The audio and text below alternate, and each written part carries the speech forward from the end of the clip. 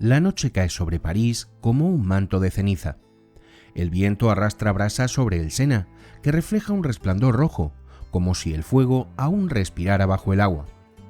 En el corazón de la isla de la Cité, frente a Notre Dame, se alza la pira donde ha muerto Jacques de Molay, el último gran maestre del Temple. Dicen que no gritó, que mientras las llamas subían levantó las manos atadas y lanzó una maldición. Llamo ante el tribunal de Dios al rey Felipe el Hermoso y al Papa Clemente V. Ambos morirían al año siguiente. Así terminó la orden que había desafiado a reyes y papas, pero aquella noche, entre la multitud que se dispersa, unos hombres con la capucha baja cruzan el puente y desaparecen por las callejuelas del barrio de los orfebres. La leyenda cuenta que llevaban cofres, mapas y reliquias. Desde entonces, los templarios nunca volvieron a verse, pero tampoco fueron olvidados. Su caída no fue solo una ejecución, fue el comienzo de un enigma. El 13 de octubre de 1307, el rey de Francia había ordenado arrestar a todos los templarios del reino. Torturas, confesiones forzadas y acusaciones absurdas de herejía. El Papa, débil y sometido, disolvió la orden en 1312. 2 años después, el fuego de París parecía haber sellado su destino. Pero no hay llama capaz de apagar una idea, y la del Temple sobrevivió. Pronto circularon historias imposibles, caballeros que huyeron a Inglaterra, Escocia o Portugal, barcos que partieron desde La Rochelle cargados de tesoros y símbolos templarios que reaparecían en iglesias nuevas. Algunos desaparecieron, otros simplemente cambiaron de nombre. El mundo creyó haberlos destruido, pero lo que arde no siempre muere. El Temple fue más que una orden militar, era una red de fe, conocimiento y poder. Y ese conocimiento, su verdadero tesoro, no podía consumirse en una hoguera. Esta historia nace de aquellas cenizas, del rumor de que algo sobrevivió, de la sospecha de que los templarios no desaparecieron, sino que se transformaron. Desde aquella noche, su sombra recorre Europa, entre castillos, catedrales, logias y mitos. Su fuego sigue encendido, oculto bajo piedra y silencio. Y aún hoy, 7 siglos después, seguimos preguntándonos lo mismo. ¿Dónde fueron los templarios después del fuego?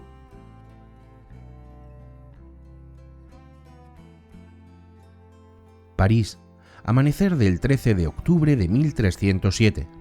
Las campanas aún no han sonado y ya hay pasos en las calles. Hombres armados avanzan entre la niebla con órdenes selladas por el rey.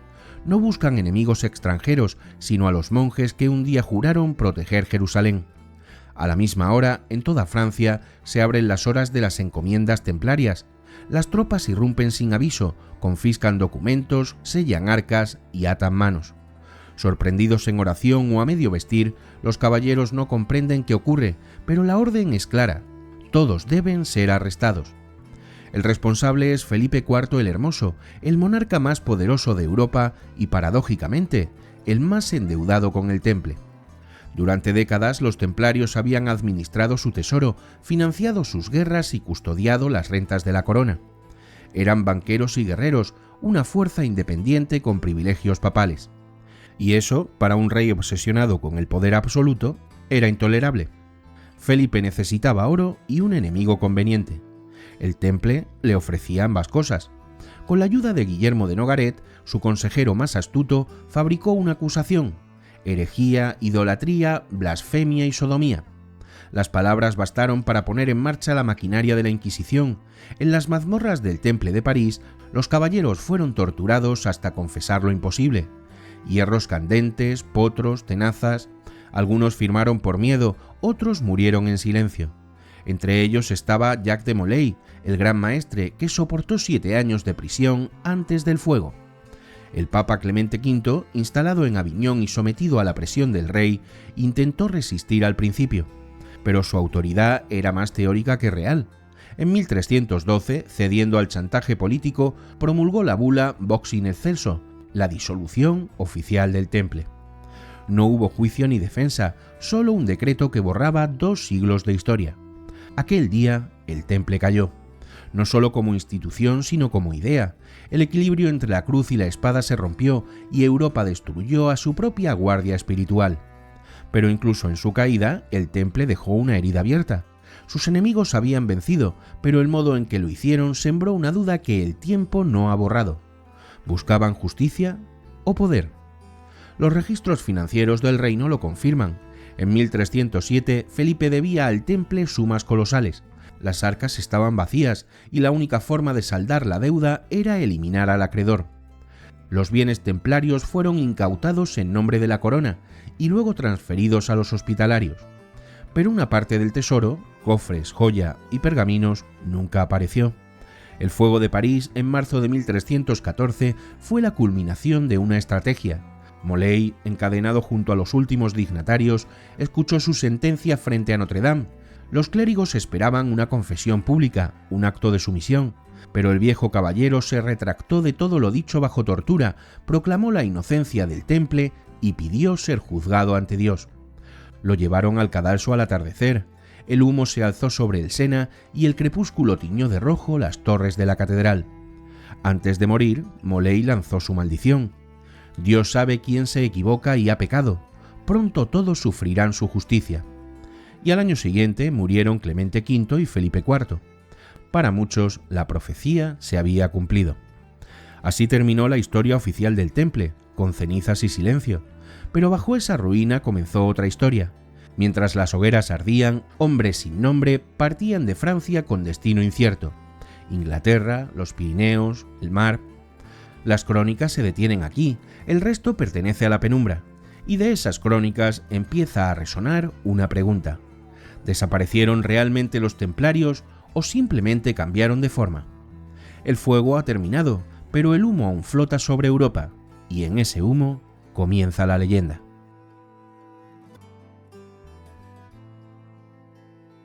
La hoguera de París se había apagado, pero las brasas seguían encendidas en toda Europa. Cuando la bula del Papa disolvió la Orden del Temple en 1312, miles de hombres quedaron suspendidos entre dos mundos. Ya no eran soldados del Papa, pero tampoco simples monjes. Habían vivido para un voto que de pronto se desvanecía. El colapso fue inmenso. En su apogeo, el Temple contaba con más de 15.000 miembros y casi 9.000 propiedades repartidas entre Francia, Inglaterra, la península ibérica, Italia, Alemania, Chipre y Tierra Santa. De un día para otro, esa red desapareció. Cada reino reaccionó a su manera. En Francia la persecución fue despiadada. En otros lugares la represión fue leve o simbólica, pero el resultado fue el mismo. La orden desapareció de los registros y cuando la historia calla, el mito empieza a escribir. En Inglaterra, Eduardo II acató las órdenes papales con desgana. Los templarios fueron arrestados por desobediencia formal, pero las investigaciones fueron superficiales y muchos fueron absueltos tras jurar fidelidad al rey.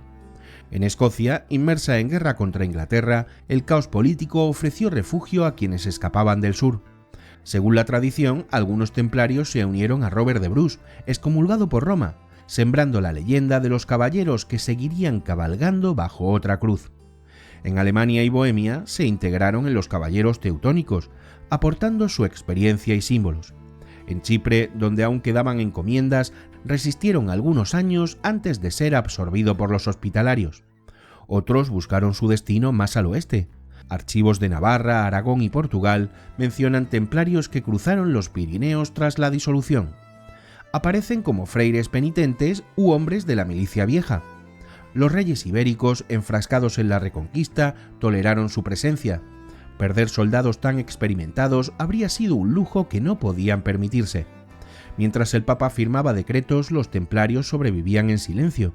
Algunos se retiraron a monasterios circenses, otros se integraron en ejércitos o milicias urbanas, y los más prudentes se dedicaron a proteger lo que quedaba de su patrimonio, ocultando escrituras, mapas y sellos. En los años siguientes, los rumores se multiplicaron. En Temple-Bruer, Inglaterra, se hablaba de reuniones secretas de oración.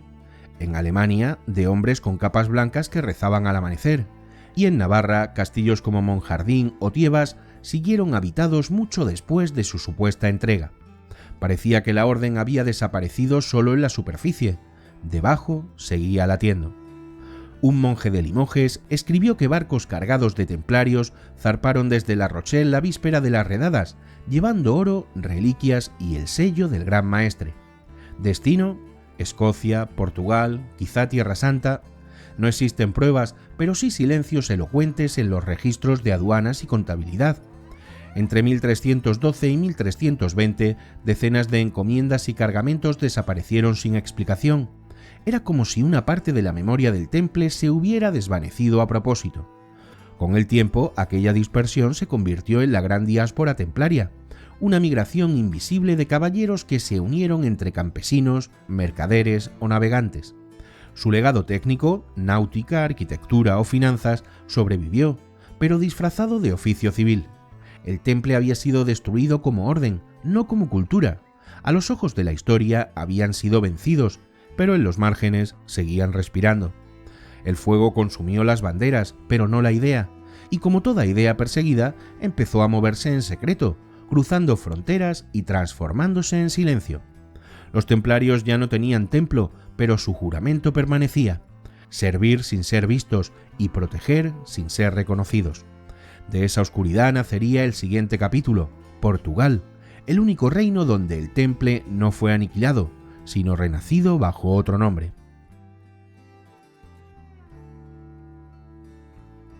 Mientras en el resto de Europa los templarios eran perseguidos o morían en las cárceles, Portugal abrió sus puertas. Aquel joven reino fronterizo, nacido entre cruzadas y mareas, se convirtió en su refugio y pronto en su renacimiento. Allí, donde la autoridad papal era tenue y los reyes dependían de sus caballeros, el temple encontró una segunda vida. El artífice de este milagro fue Denis I, el labrador, uno de los monarcas más cultos y prudentes de su tiempo. A diferencia de Felipe el Hermoso, comprendió el valor de los templarios no solo como guerreros, sino como administradores, ingenieros y navegantes. Sabía que destruirlos sería debilitar el reino. Por eso, cuando Roma ordenó la disolución de la orden en 1312, Denis se negó a entregar sus bienes. Durante años negoció en silencio con Aviñón. Argumentó que los templarios portugueses no habían cometido crimen alguno y que castigarlos sin pruebas sería una injusticia. Mientras tanto, los protegió en sus encomiendas y mantuvo intactas sus posesiones. El resultado fue una solución casi herética en su ingenio político: crear una nueva orden con otro nombre, pero la misma alma. En 1319, por bula de Juan XXII, nacía oficialmente la Orden de Cristo, con sede en Tomar, la antigua fortaleza templaria. Bajo las mismas bóvedas y símbolos, los caballeros volvieron a vestir de blanco. Solo cambió la insignia. La cruz patada roja del temple se transformó en una cruz roja sobre fondo blanco, la que siglos después surcaría los océanos en las velas portuguesas. En apariencia era una nueva institución, en la práctica era el temple renacido. La jerarquía se mantuvo, las reglas apenas variaron, y muchos antiguos caballeros recuperaron sus cargos bajo la protección del rey. Solo había cambiado el nombre y la justificación legal. Con el tiempo, esa continuidad marcó el destino de Portugal. Mientras Europa trataba de olvidar al temple, los lusitanos guardaron su fuego. Sus conocimientos de navegación, astronomía, cartografía y construcción naval se conservaron entre los monjes de la Orden de Cristo. Un siglo después, ese saber dormido despertó. Bajo el mando del infante Enrique el Navegante, gran maestre de la Orden, Portugal se lanzó al Atlántico. Desde Sagres partieron expediciones hacia lo desconocido, con la cruz de Cristo pintada en las velas, como un eco del viejo temple. Así, el espíritu templario, nacido en Tierra Santa y condenado en París, resucitaba sobre los océanos. Los historiadores reconocen que sin esa continuidad, la era de los descubrimientos no habría sido posible. El temple desapareció como orden militar, pero su herencia espiritual y científica impulsó el renacimiento marítimo europeo.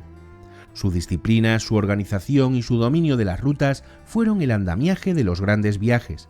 En los archivos de Tomar aún se conservan documentos que dejan entrever esa herencia. Aluden a cofradías interiores, encargadas de proteger los conocimientos antiguos y custodiar símbolos traídos de Jerusalén. El lenguaje es deliberadamente enigmático, pero su tono recuerda al de los textos templarios, la creencia en un saber reservado transmitido solo a iniciados. También la piedra habla. La charola, torre octogonal inspirada en el Santo Sepulcro, reproduce las proporciones templarias.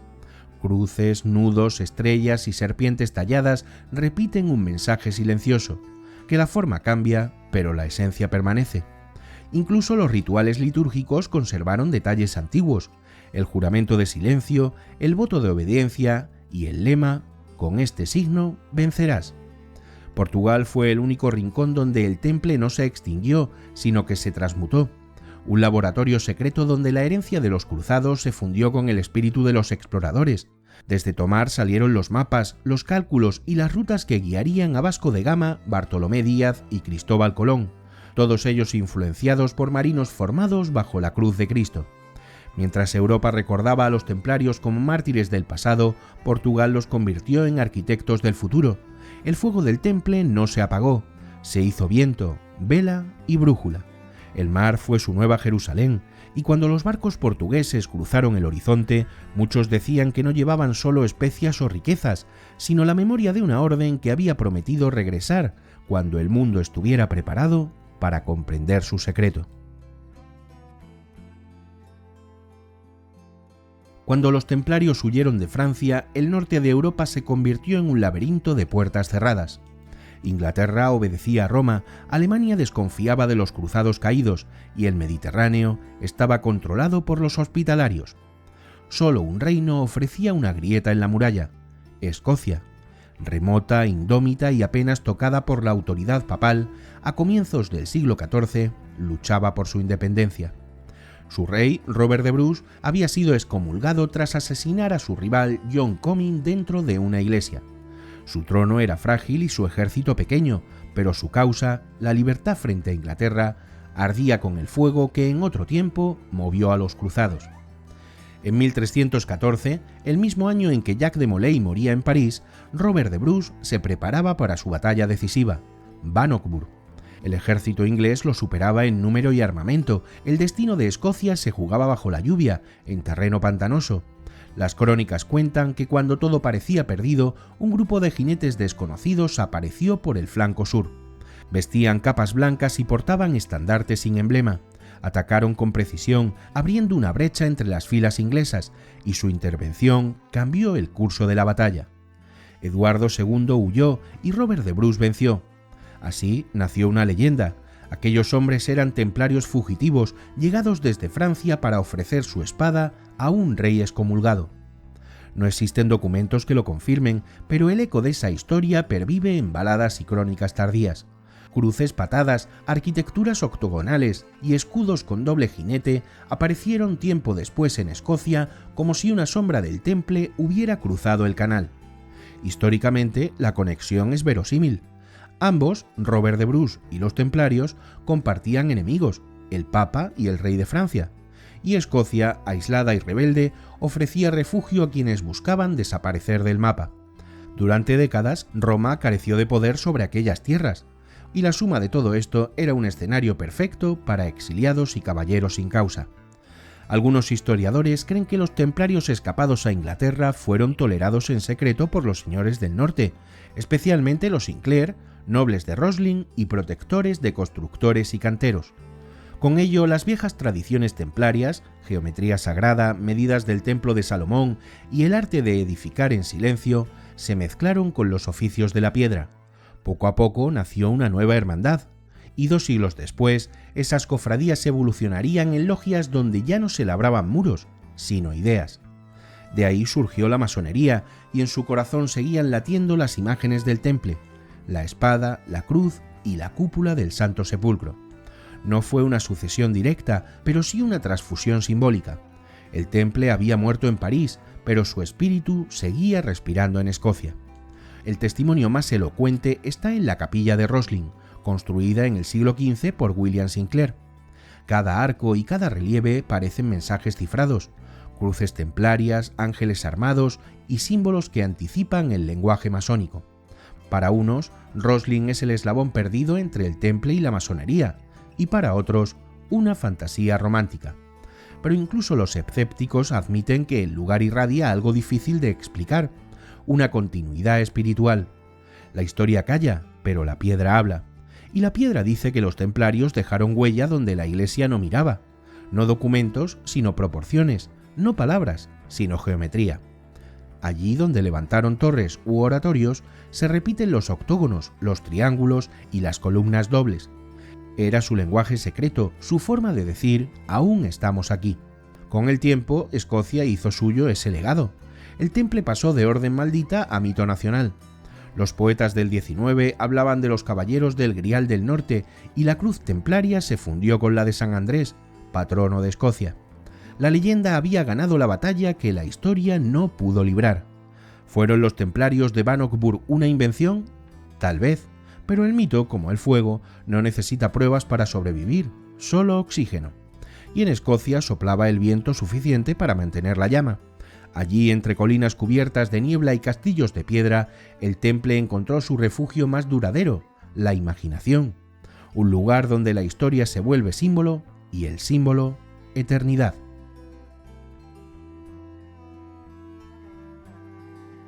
Mientras Francia levantaba hogueras y Escocia alimentaba leyendas, en la península ibérica el destino del temple tomó otro rumbo. Aquí no hubo exterminio, sino metamorfosis. Los reyes de Aragón, Navarra y Castilla sabían que los templarios no eran solo soldados de Dios, eran ingenieros, administradores y estrategas que conocían como nadie las fronteras de Al-Ándalus. Destruirlos habría sido amputar una parte vital del reino. El monarca que mejor comprendió esto fue Jaime II de Aragón. En 1307, cuando llegaron las órdenes de arresto de París, el rey dudó.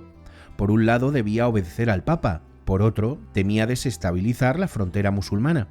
Los templarios controlaban castillos estratégicos, Monzón, Miravet, Peñíscola, piezas esenciales en la defensa del Ebro y el Mediterráneo. Aragón no podía permitirse perderlos, por eso Jaime II actuó con una diplomacia que rozaba la desobediencia.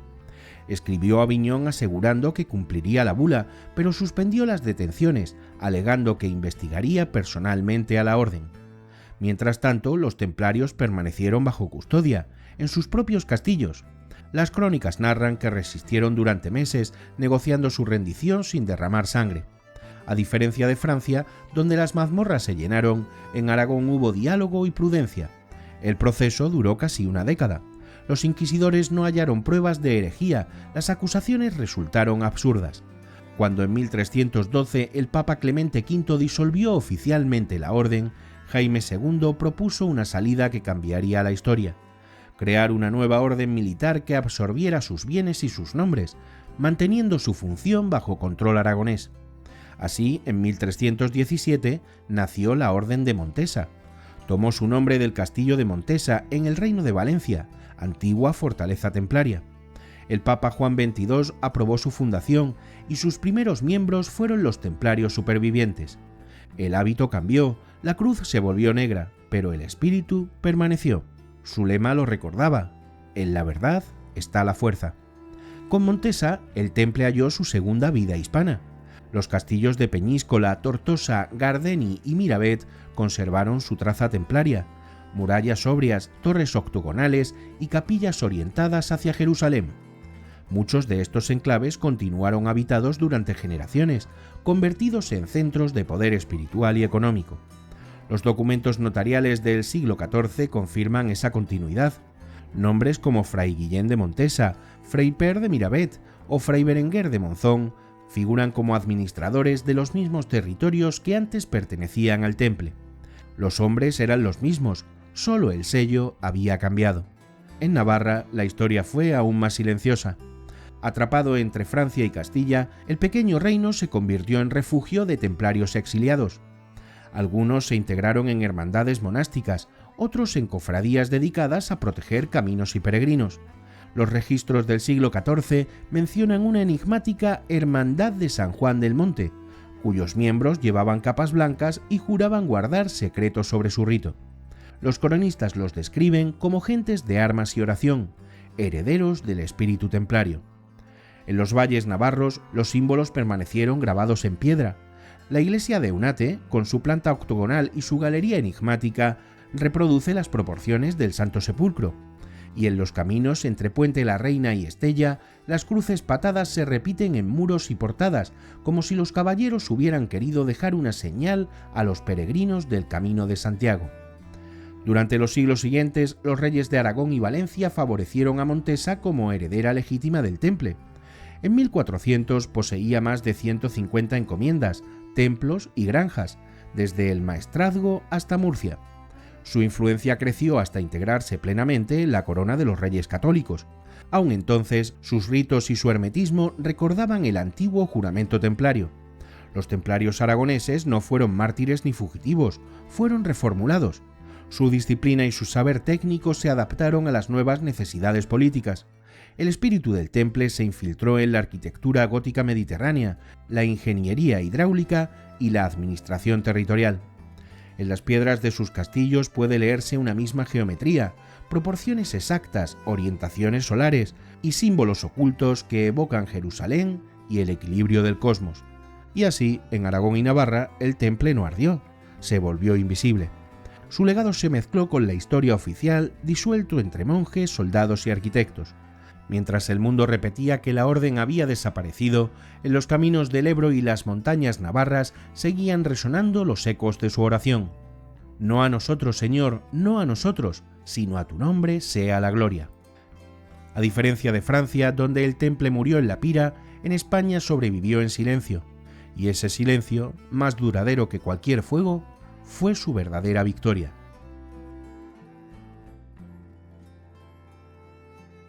En la víspera de las redadas ordenadas por Felipe el Hermoso, el 12 de octubre de 1307, algo ocurrió en la sede central del temple en París. Esa noche, según los cronistas, un grupo de carretas abandonó discretamente la fortaleza, cruzando el Sena y se dirigió hacia el puerto de La Rochelle, a más de 300 kilómetros al oeste. El convoy viajaba escoltado por templarios armados y se movía con una precisión que solo podía obedecer a un plan premeditado. Al amanecer, cuando los soldados del rey irrumpieron en la encomienda, las arcas estaban vacías. Desde entonces, la historia del temple se mezcla con una pregunta sin respuesta. ¿Qué fue de su tesoro? Los inventarios hablaban de cofres con oro, joyas, reliquias, escrituras y documentos bancarios. El temple había acumulado una riqueza inmensa tras 2 siglos de donaciones y préstamos, pero cuando el rey ordenó confiscar sus bienes, no encontró casi nada. El tesoro había desaparecido con la misma discreción con que los templarios habían vivido. El puerto de La Rochelle, en la costa atlántica, era entonces uno de los más activos de Europa. Los templarios lo controlaban por completo: astilleros, almacenes, muelles y una pequeña flota mercante. Durante la noche del 12 al 13 de octubre, varios testigos afirman haber visto barcos zarpar en la oscuridad, sin enseñas y con la marea alta. Nunca regresaron. Ni los cronistas ni los registros navales mencionan su llegada a ningún puerto. Fue como si se hubieran desvanecido en el mar. Las hipótesis se multiplicaron. Unos sostienen que los barcos navegaron a Escocia, bajo la protección de Robert de Bruce.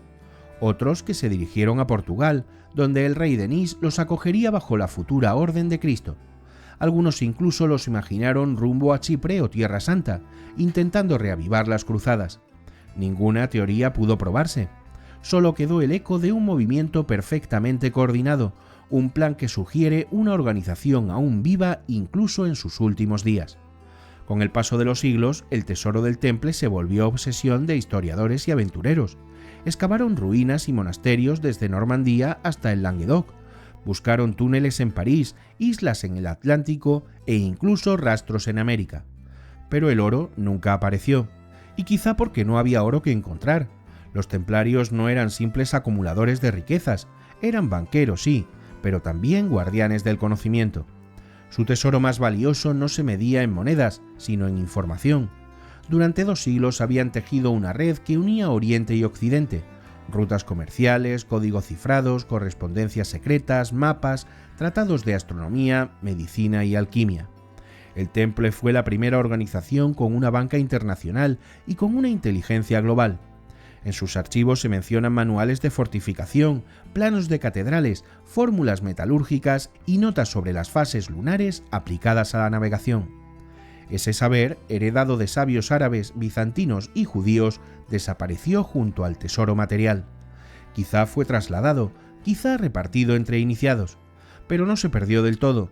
Resurgió siglos después, disfrazado de alquimia, masonería y geometría sagrada. Los templarios comprendían el poder del secreto, sabían que el conocimiento abierto puede ser confiscado, pero el conocimiento velado sobrevive en los símbolos. Por eso transformaron sus enseñanzas en arquitectura, proporciones y rituales. Aunque los libros ardieran, el mensaje seguiría vivo en piedra. Varios estudiosos modernos interpretan el tesoro perdido como algo simbólico, no un conjunto de objetos, sino una herencia espiritual, un método para comprender la realidad a través de la armonía entre fe, razón y naturaleza. El Temple, dicen, había aprendido en Oriente que la divinidad se refleja en la proporción y la luz. Sus catedrales y castillos hablaban ese lenguaje secreto, y esa lengua, transmitida de generación en generación, fue el verdadero tesoro que escapó al saqueo. En esta lectura, los barcos de La Rochelle no transportaban oro, sino ideas, mapas, códices, reliquias del saber, un legado destinado a sobrevivir más allá del fuego. Tal vez por eso el mito del tesoro templario sigue persiguiéndonos, porque no es una búsqueda arqueológica, sino una búsqueda interior, la nostalgia por un saber perdido y por un tiempo en que ciencia y espiritualidad caminaban juntas. El oro puede desaparecer, los pergaminos pueden arder, pero las ideas, una vez encendidas, son más difíciles de destruir que cualquier fortaleza. Quizá ese fue el plan desde el principio, que el verdadero tesoro del Temple no pudiera robarse, porque estaba guardado donde ningún rey podía llegar, en el pensamiento de los hombres libres.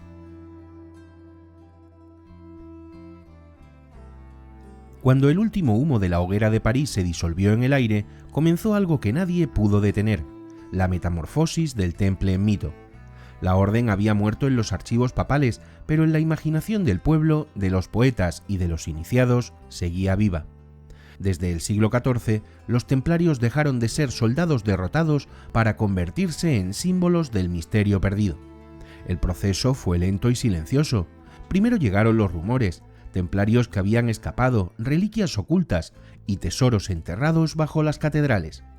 Luego las leyendas, que habían custodiado el Santo Grial, que conocían secretos sobre Cristo y la verdadera naturaleza divina, y que habían descubierto saberes prohibidos en Oriente. Con el tiempo, la historia se fundió con la fábula como el hierro se funde en el fuego. Los hombres del siglo XIV, temerosos del fin de las cruzadas y del ocaso de la caballería, necesitaban una figura que encarnara lo perdido: el honor, la fe y la sabiduría. Los templarios, perseguidos y purificados por el martirio, ofrecían ese ideal. Así nació una nueva imagen: el templario como guardián del secreto divino. Los primeros en alimentar esta visión fueron los cronistas del sur de Francia, donde el Temple había tenido su corazón espiritual. En aquellas tierras, impregnadas de herejías y visiones místicas, el pueblo decía que los caballeros del Temple no habían muerto, sino que se habían retirado a las montañas del Languedoc, esperando el momento de regresar. Algunos los identificaban con los antiguos cátaros, los puros, también exterminados por Roma. La idea de que ambos movimientos compartían una misma verdad prohibida dio origen a la leyenda de una sabiduría secreta transmitida en la sombra. Con los siglos, la figura del templario se transformó en un espejo donde cada época proyectó sus propios miedos y anhelos. Durante el Renacimiento, los alquimistas lo adoptaron como símbolo de la búsqueda de la piedra filosofal, el caballero que tras el fuego renace purificado. En los tratados esotéricos del siglo XVI, el Temple aparece ya como una orden iniciática. Sus cruzadas se interpretan como un viaje interior y Jerusalén deja de ser un lugar geográfico para convertirse en un estado del alma. En el siglo XVII, con el auge de la masonería operativa, el mito templario adquirió una nueva dimensión. Las logias de constructores, herederas del arte gótico y la geometría sagrada, veían en los templarios a sus antecesores espirituales. Sus símbolos coincidían: el compás, la escuadra, el templo, la cruz, el secreto. Los masones afirmaban descender de los arquitectos del templo de Salomón, pero también de quienes lo defendieron con la espada. Así nació la fusión entre temple y masonería, una genealogía simbólica que marcaría la cultura occidental. En 1737, el Discours du Chevalier Ransay proclamó abiertamente que los masones eran herederos de los cruzados, y en especial de los templarios. Desde entonces, el Temple dejó de ser solo un recuerdo medieval, se convirtió en el origen secreto de la sabiduría moderna. Ya no importaban los hechos, sino el significado. Los templarios pasaron de ser una orden proscrita a ser la semilla del conocimiento que desafía al dogma. El mito creció con los siglos, alimentado por escritores, místicos y pensadores.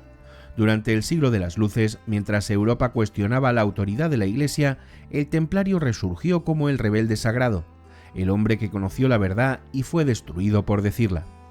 Voltaire, Goethe y Lessing lo evocaron como símbolo del pensamiento libre.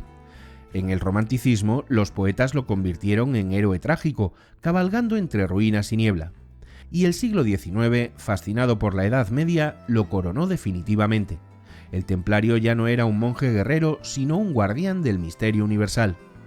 Pero bajo esa mitificación literaria, algo más profundo ocurría. Europa había perdido sus certezas, la fe, la monarquía, el origen medieval, y el temple ofrecía una conexión con un pasado donde el mundo aún parecía tener sentido. Era la nostalgia del equilibrio entre ciencia y espíritu, entre espada y cruz. De ese cruce entre historia y anhelo nació la mística templaria moderna, la idea de que su conocimiento nunca se perdió, sino que fue transmitido a través de órdenes secretas, rosacruces y logias. El temple ya no era una institución, era una llama que pasaba de mano en mano y de siglo en siglo. Así, lo que empezó como una tragedia política en 1307 se convirtió en un mito universal. Una historia sobre la eterna tensión entre poder y conocimiento, entre verdad y persecución.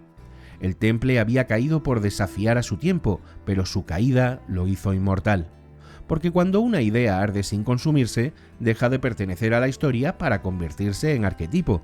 Y el arquetipo templario, el del hombre que busca la luz más allá del dogma, sigue vivo en cada generación que se atreve a preguntar lo que no debería preguntarse.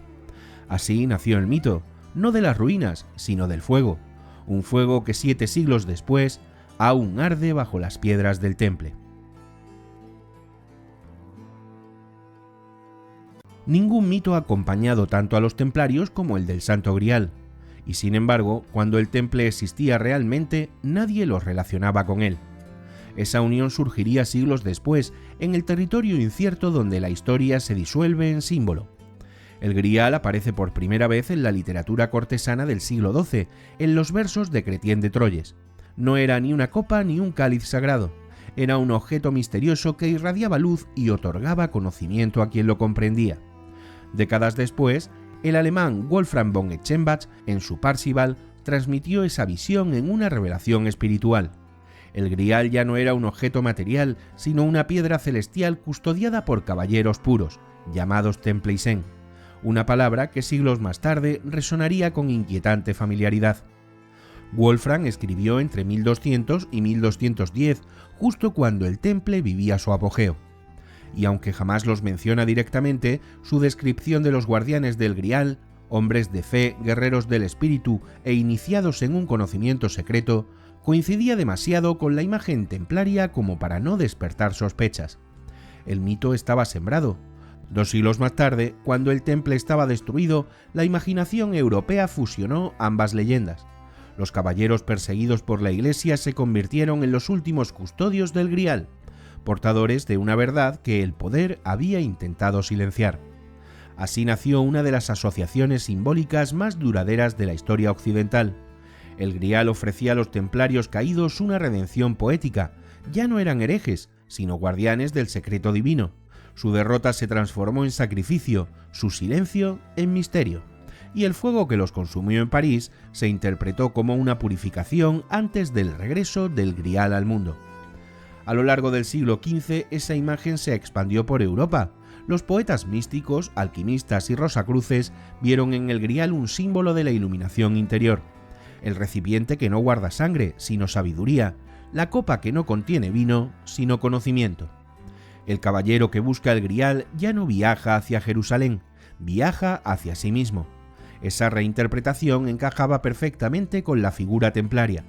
El temple había nacido como una orden militar, pero terminó siendo una escuela de disciplina espiritual. Sus rituales de silencio, su jerarquía secreta, coincidían con los valores del mito graálico. Ambos compartían la misma meta, alcanzar lo divino a través de la pureza interior. Cuando el romanticismo redescubrió la Edad Media, el vínculo entre el temple y el Grial se convirtió en una obsesión cultural. Richard Wagner, en su ópera Parsifal, mezcló ambas tradiciones. Sus caballeros del Grial viven en un castillo aislado, siguen una regla sagrada y se debaten entre la espada y la oración. Son en esencia templarios sublimados, símbolos de la humanidad que busca redención en un mundo corrompido. Desde entonces, el temple y el grial quedaron unidos para siempre en la imaginación colectiva. Sin embargo, los historiadores insisten, no hay pruebas documentales que vinculen directamente a la orden del temple con el grial. Nunca lo mencionan en sus registros ni tampoco custodiaron un cáliz, pero el mito, como la fe, no necesita pruebas para existir. Y el grial, más que un objeto, es una idea que se busca. Quizá por eso el vínculo resultó tan poderoso, porque ambos símbolos nacen del mismo impulso humano. El grial representa la luz que el hombre persigue, el temple la orden que la protege. El uno es la llama y el otro la lámpara. En el fondo, el mito del grial templario no habla de reliquias escondidas, sino de un viaje interior. El grial sería la verdad, el conocimiento o la armonía entre razón y espíritu, los templarios y los hombres que juraron custodiarla frente a la corrupción del mundo. Y si el fuego los consumió, fue solo para que su luz se hiciera más pura. Así, el mito del grial convirtió al temple en algo más grande que una orden, en una metáfora del alma humana, siempre en busca de su centro perdido. No importa si existieron o no los custodios del grial, lo que importa es lo que representan, la idea de que el conocimiento verdadero no pertenece a ningún poder, sino a quien tiene el valor de buscarlo. Por eso, cada vez que una mente se atreve a preguntar, cada vez que un hombre mira la oscuridad intentando hallar la luz, el grial y el temple vuelven a encontrarse. Dicen que cuando una idea es perseguida, busca refugio en la piedra, y el espíritu del temple, expulsado de los palacios y las bulas papales, se escondió en las catedrales. Durante los siglos XII y XIII, mientras la orden alcanzaba su apogeo, Europa levantaba sus monumentos más ambiciosos, las grandes catedrales góticas. Amiens, Chartres, Reims, Burgos, León, Toledo, Lisboa. En ellas se unían dos lenguajes que parecían opuestos, la matemática y la fe. La piedra se convertía en luz y la luz en símbolo de lo divino. Los templarios no fueron arquitectos en sentido estricto, pero fueron guardianes del saber que hizo posible aquella arquitectura. Habían aprendido en Oriente los secretos de la geometría sagrada, la proporción áurea y las orientaciones solares. Sus fortalezas, de Tomar a Miravet, revelaban el mismo rigor, trazos exactos y equilibrio entre número y espíritu. No construían al azar, cada medida respondía a un principio metafísico. Para ellos la piedra era una oración solidificada. El vínculo entre el temple y el arte gótico ha sido discutido, pero las coincidencias son demasiado profundas para ser casuales. Ambos movimientos nacen del mismo impulso, trascender lo terrenal. Las catedrales, como los templarios, buscaban elevar al hombre hacia la luz mediante el orden y la disciplina. El gótico no fue solo un estilo, sino una forma de pensamiento, la manifestación visible de una geometría espiritual. Las primeras iglesias templarias rompieron los cánones de su tiempo. No seguían la planta de cruz latina, sino la planta octogonal, inspirada en el Santo Sepulcro de Jerusalén.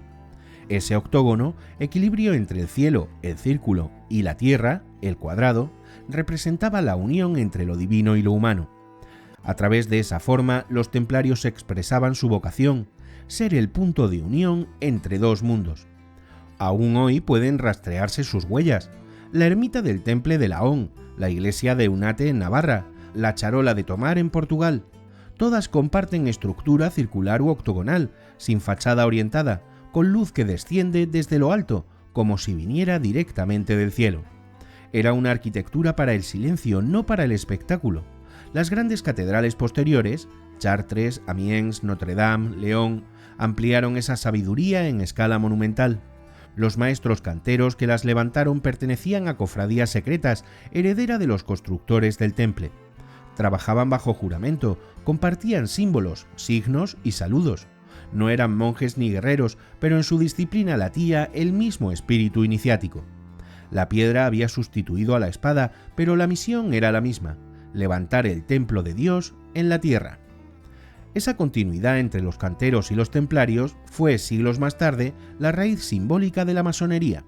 Las logias de constructores conservaron el culto al número, al secreto y a la perfección geométrica. y cuando en el siglo XVII la masonería se transformó en hermandad filosófica, tomó como modelo el Templo de Salomón, el mismo que los templarios habían jurado proteger. El templo se convirtió entonces en metáfora de la mente humana, un edificio interior que cada iniciado debía construir dentro de sí mismo. Pero mucho antes de eso, las piedras ya hablaban su propio idioma. En las catedrales, los capiteles, vidrieras y rosetones guardan mensajes cifrados. El laberinto de Chartres reproduce la proporción áurea. Las 22 columnas del coro simbolizan las letras del alfabeto hebreo. El rosetón central, con sus 12 radios, representa el cosmos ordenado. Los templarios no diseñaron esas estructuras, pero compartían el mismo código simbólico, la armonía entre fe y razón, entre materia y espíritu. En España, esa herencia se percibe en la transición del románico al gótico. Los templarios introdujeron técnicas de cantería y sistemas de defensa que, adaptados por los arquitectos de las catedrales, dieron lugar a un nuevo arte.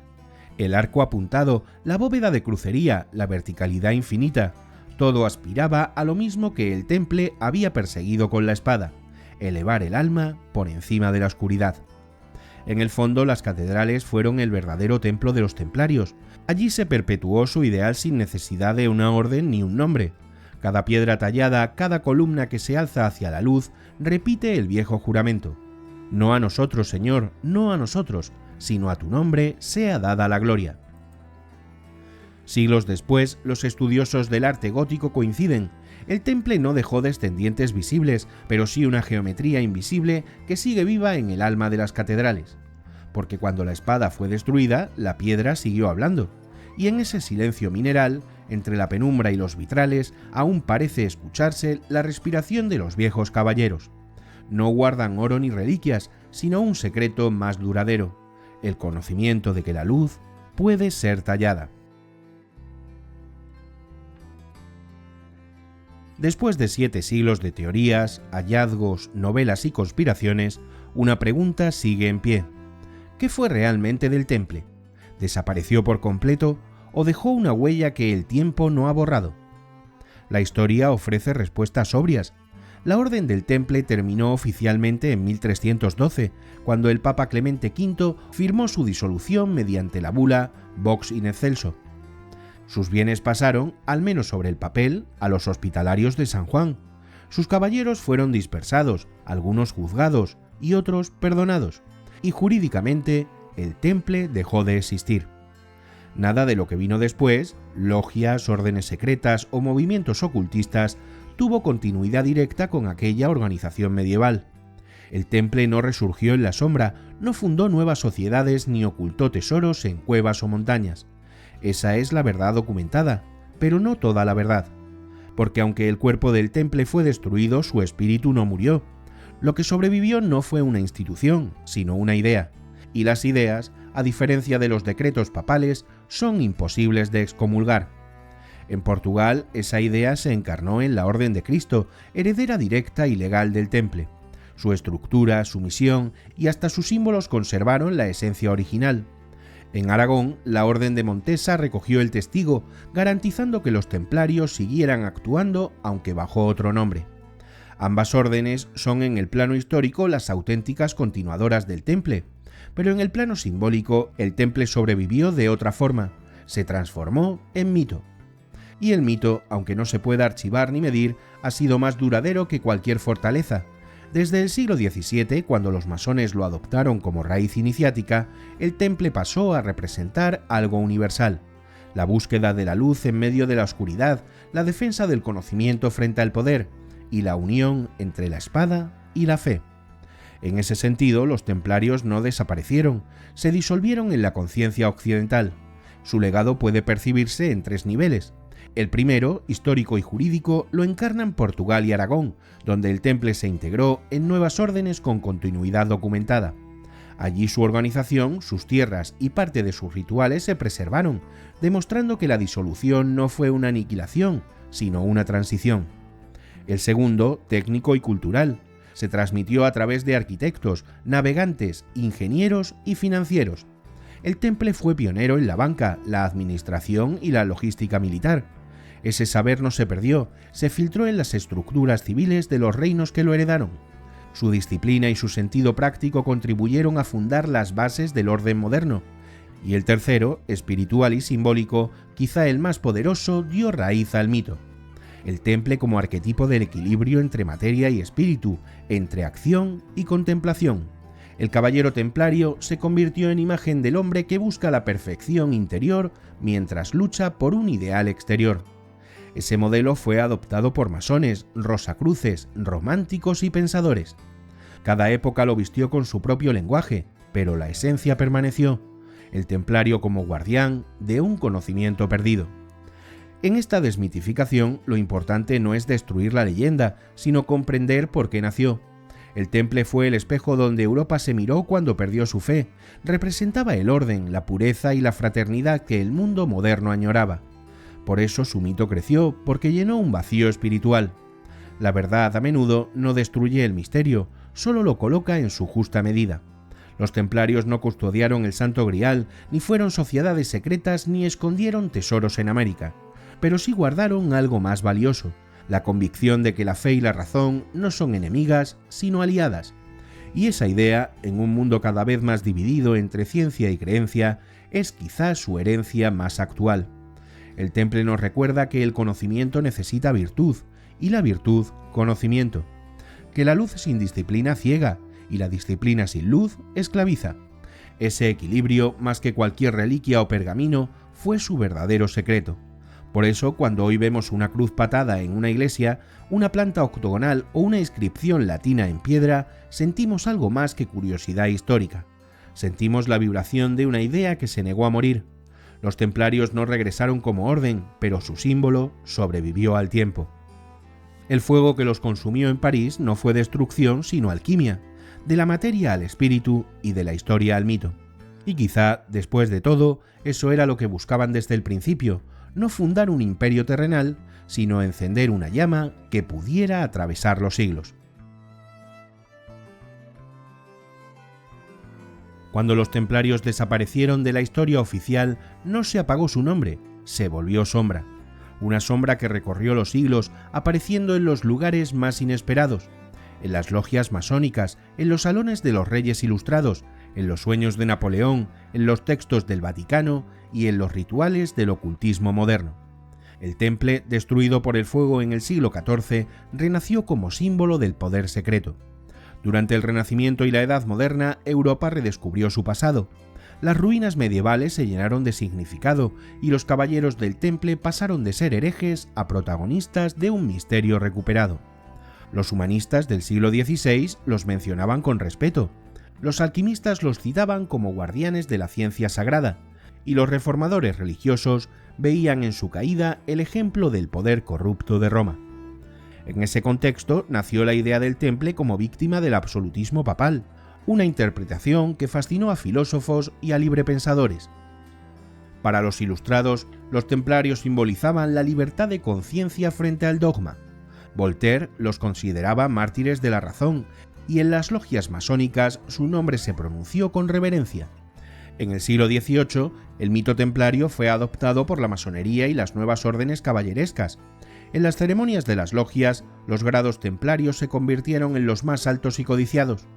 Se hablaba de caballeros del temple restaurado, guardianes de la verdad universal. El juramento de silencio recordaba al viejo lema templario y la cruz roja reapareció en medallas y rituales. Por primera vez desde el siglo XIV, el temple volvía a tener un lenguaje, aunque fuera simbólico. El romanticismo amplificó esa fascinación.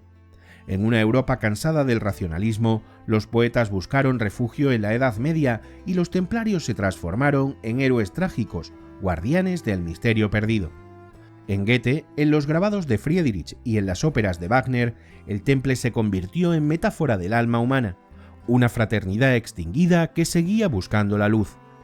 Era el eco del Grial, pero también el eco de una espiritualidad sin iglesia. A comienzos del siglo XIX, el mito templario entró en la política. Napoleón Bonaparte, obsesionado con los símbolos antiguos, se declaró restaurador del espíritu templario. Mandó estudiar sus archivos y ordenó que la cruz roja volviera a figurar en condecoraciones y escudos. Veía en el temple un modelo de orden y poder universal, Incluso en su campaña de Egipto, su ejército llevó banderas con emblemas que evocaban al Temple y al Templo de Salomón. Napoleón no buscaba un tesoro material, buscaba la legitimidad del mito. Mientras tanto, el Vaticano trató de responder a esa fascinación creciente. Algunos teólogos reinterpretaron la caída del Temple como un acto de purificación histórica. Pero fuera de Roma, los movimientos esotéricos lo convirtieron en símbolo de rebeldía espiritual. Los rosacruces, los martinistas y los ocultistas franceses de finales del siglo XVIII y XIX, como Eliphas Levi o Papus, afirmaban poseer el linaje invisible del Temple. Cada uno adaptó la leyenda a su doctrina. Para unos el Temple era guardián de la alquimia divina, para otros el puente entre la sabiduría oriental y la fe cristiana. A finales del siglo XIX el Temple regresó con fuerza a las artes y la literatura. Los pintores prerrafaelistas lo representaron como una orden de caballeros inmortales, los escritores románticos como refugio de la fe pura. El mito se volvió literatura y la literatura, a su vez, engendró nuevas órdenes. En 1804, el barón von Hand proclamó haber recibido la restauración del Temple en una ceremonia secreta en Edimburgo. A partir de ese gesto simbólico surgieron decenas de órdenes neotemplarias por toda Europa, algunas caritativas, otras puramente rituales. El Temple había regresado, pero como espejo. En el siglo XX su sombra se proyectó sobre un mundo en guerra. Los totalitarismos de uno y otro signo se apropiaron de su iconografía. Cruces, juramentos, jerarquías, la idea del elegido. Los símbolos templarios, despojados de su sentido original, fueron usados para justificar tanto la disciplina ciega como el mesianismo político. Era el reverso oscuro de su legado. Incluso el ocultismo nazi trató de vincularse con una supuesta tradición templaria germánica, pervirtiendo el mito hasta convertirlo en propaganda. Mientras tanto, la arqueología, el cine y la cultura popular resucitaron al Temple. Desde los años 30, el caballero templario se convirtió en arquetipo, el guerrero del secreto y el guardián del conocimiento prohibido.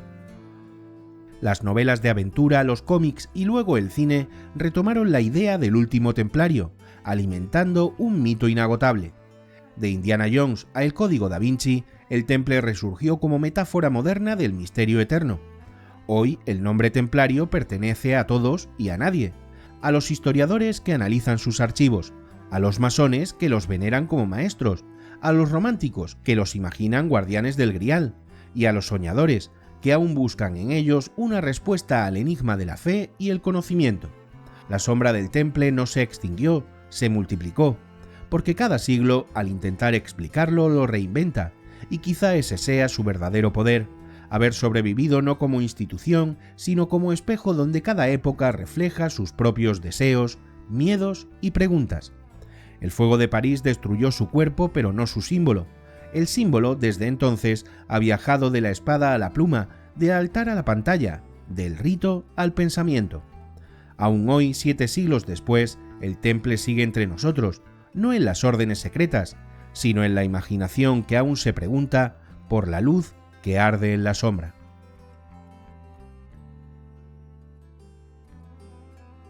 El sol cae despacio sobre Tomar, y la piedra del convento de Cristo parece encenderse con una luz antigua. Camino por el claustro entre sombras alargadas mientras el aire huele a tierra y a historia. He seguido durante semanas las huellas del Temple y he llegado hasta aquí, donde su último secreto se mezcla con el canto de los pájaros y el rumor del viento. En lo alto, sobre la torre, brilla la luz roja de la Orden de Cristo, descendiente directa del Temple. Durante siglos, esa cruz ondeó en las velas de los barcos que conquistaron el Atlántico. Fue la señal de una nueva era, pero también el eco de una llama más antigua, la del fuego templario. El silencio de Tomar es distinto al de otros lugares. No es el silencio de la ruina, sino el de lo que sigue vivo sin necesitar palabras.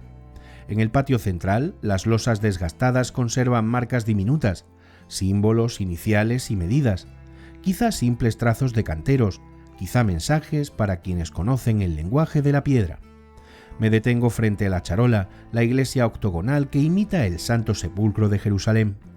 La luz se filtra sobre las ventanas estrechas y cae sobre las columnas como una bendición. Durante unos segundos todo parece suspendido, el aire, el tiempo, mi respiración. No escucho nada, pero siento que algo me observa desde dentro de los muros, como si las piedras recordaran lo que los hombres olvidamos. Aquí los templarios no ardieron, aquí sobrevivieron. Cambió el nombre, cambió el hábito, pero la llama siguió encendida. Quizá porque en esta tierra los reyes no temieron a los hombres que rezaban con espada, sino que los comprendieron. Portugal fue su refugio, y este convento su memoria. He leído pergaminos, he recorrido castillos, y he escuchado leyendas. Y al final me queda una sola certeza: el Temple nunca fue solo una orden. Fue una idea, un equilibrio, un intento de unir lo que el mundo se empeña en separar: la fe y la razón, el espíritu y la materia, y la luz y la oscuridad. Quizá por eso su historia nos sigue fascinando, porque no habla solo de ellos, sino de nosotros, de nuestra necesidad de creer y comprender al mismo tiempo, de nuestra incapacidad para aceptar que el misterio y el conocimiento pueden convivir. El viento sopla entre los arcos y hace temblar las hojas. Cierro el cuaderno y levanto la vista hacia el cielo. El crepúsculo tiñe de rojo las piedras, el mismo color que la cruz templaria. Durante un instante todo se une: la historia, la leyenda, la fe y el mito. Y comprendo que el fuego del Temple nunca se extinguió, simplemente cambió de forma. Está en la arquitectura de las catedrales, en los símbolos grabados en piedra y en los mapas que trazaron los navegantes, pero también en otra parte, en los hombres y mujeres que siglos después aún buscan la verdad sin miedo a las llamas. Quizá ese sea el verdadero legado templario: no el oro, ni los secretos, ni las reliquias, sino la voluntad de seguir buscando. Buscar aunque duela, aunque el precio sea el exilio, la duda o el silencio. Camino hasta la galería exterior del convento. Desde allí se ve el río Navao, reflejando el último resplandor del día. El agua fluye lenta, indiferente, como si conociera todos los secretos del mundo. Pienso en Jacques de Molay, en su maldición, en su mirada fija sobre el fuego. Pienso en los caballeros anónimos que cruzaron fronteras con una cruz bordada en el pecho, y en los hombres que, como ellos, siguen buscando la luz más allá del poder. El fuego que ardió en París no fue un final, fue una promesa de que lo que nace del espíritu no puede ser destruido ni por decreto ni por miedo. El sol se oculta detrás de las colinas, las sombras del claustro se alargan y el aire se vuelve dorado. Antes de irme, miro una última vez la cruz de la Orden de Cristo. Siento que no estoy solo, que cada piedra, cada símbolo y cada silencio forman parte de un mismo lenguaje que el tiempo no ha conseguido borrar. Y entonces pienso y me hablo a mí mismo. Creyeron que habían destruido una orden, pero lo que arde nunca se apaga. El fuego templario sigue oculto en las piedras, en las catedrales y en los hombres que aún buscan la luz más allá del poder.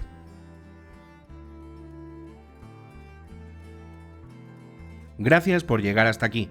Si te ha gustado el vídeo, dale a like, compártelo y deja en comentarios si tienes dudas, lo que más te ha removido e incluso lo que menos te ha gustado.